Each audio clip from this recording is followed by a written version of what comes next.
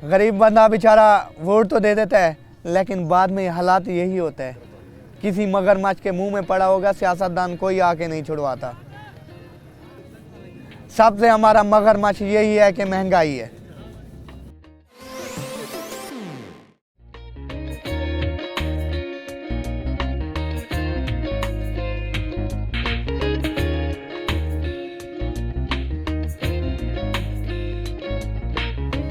सन 2002 में मैं इसी किले ड्राइवर में आया था। उस वक्त मेरा बचपन था, पहली बार आया था किले ड्राइवर पे।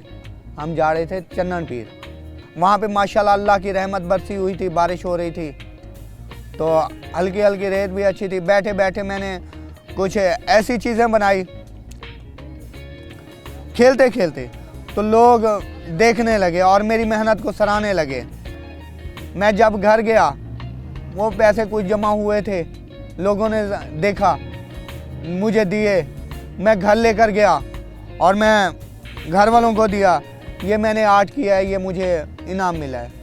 तो घर वाले थोड़े से खौफ खा गए, मुझे निकलने नहीं देते थे बाहर। उसके बाद मैं वहाँ से घर से भाग के गया कराची में गया।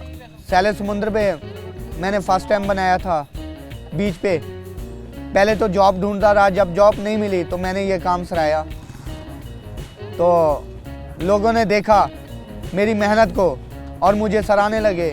मैंने बोला यार किसी के पास क्या काम करूंगा, जब मेरे अंदर ऐसे मुझे देखकर दे रहे हैं, ठीक है, तो मैं किसी के पास काम क्यों करूंगा।